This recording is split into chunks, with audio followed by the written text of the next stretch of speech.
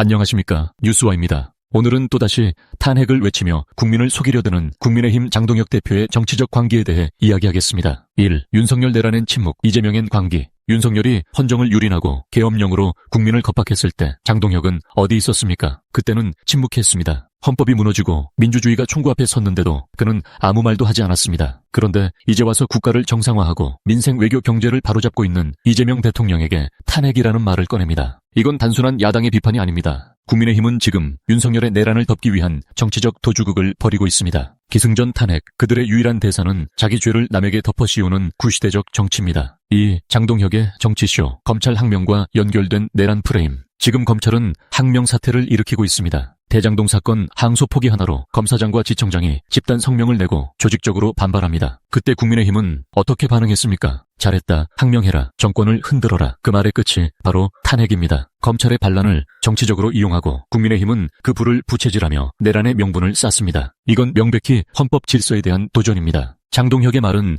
단순한 정치적 발언이 아니라 내란 동조 행위에 가깝습니다. 헌법 제84조 내란 외환죄에는 불소추 특권이 없습니다. 그 말은 민주주의를 파괴하는 자들에겐 예외가 없다는 뜻입니다. 3. 이재명 대통령은 지금 정상국가를 만들고 있다. 이재명 대통령은 지금 국제사회에서 실추한 대한민국 외교를 복원하고 경제를 살리고 검찰과 행정의 균형을 되찾고 있습니다. 국민의힘은 이런 정상화를 두려워합니다. 아니 싫어합니다. 왜? 이재명 정부와 민주당이 잘하면 정권을 되찾기 힘들기 때문입니다. 사촌이 논을 사면 배가 아프다는 말, 남이 잘 되는 꼴을 못 보는 겁니다. 무엇보다 그들이 의존해온 비정상적인 권력 구조가 무너지고 있기 때문입니다. 그들이 윤석열 정권 때 저지른 불법 내란 계엄으로 책임을 지게 되면 국민의힘이라는 정당 자체가 사라지고 국회의원이라는 자기들의 명예로운 신분과 억대 연봉과 국회의원이라는 온갖 혜택을 누리지 못하니까 더욱 발작하는 겁니다. 그래서 그들이 꺼내드는 카드가 이재명 대통령 탄핵입니다. 탄핵할 이유도 명분도 근거도 없는데 무조건 이재명 죽이기에 혈안이 되어 있습니다. 대장동 사건이나 김혜경 여사 법카 같은 건도 죄가 되지도 않는 건을 가지고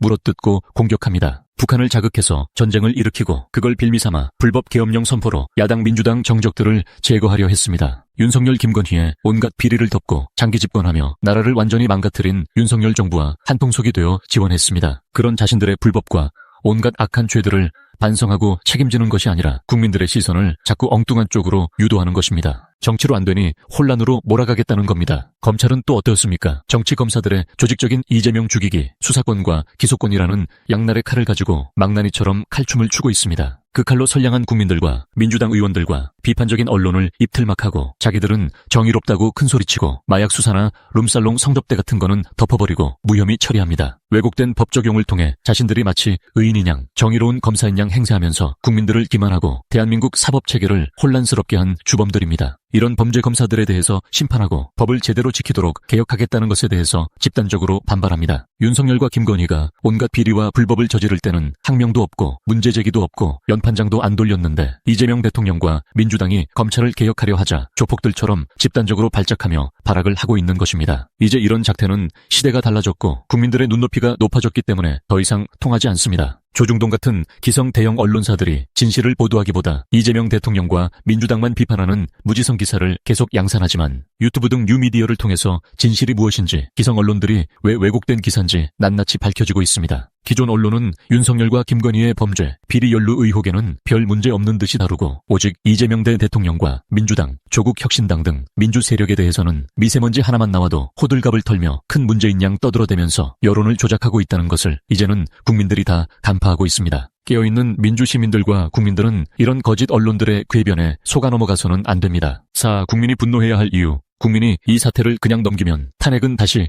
독재의 칼이 됩니다. 검찰과 정치권이 결탁해 권력을 유지하려는 시도를 이번에 반드시 끊어내야 합니다. 지금 필요한 건 탄핵이 아니라 책임입니다. 윤석열과 그 측근들이 벌인 헌정유린과 국기문란에 대한 책임, 그걸 먼저 묻는 게 정의입니다. 5. 결론. 내란 동조자, 국민이 심판한다. 장동혁은 탄핵을 입에 올릴 자격이 없습니다. 헌법을 유린한 세력의 공범으로서 그는 국민 앞에 먼저 사죄해야 합니다. 그리고 국민의힘은 내란당으로서 스스로를 성찰해야 합니다. 탄핵을 외치는 자들이야말로 국민의 심판에서 벗어날 수 없습니다. 뉴스와는 분명히 말합니다. 민주주의는 쉽게 무너지지 않습니다. 탄핵을 정치 도구로 쓰는 자들, 그들의 끝은 언제나 국민의 심판이었습니다. 구독, 좋아요, 알림 설정으로 진짜 정의의 목소리를 함께 지켜주십시오.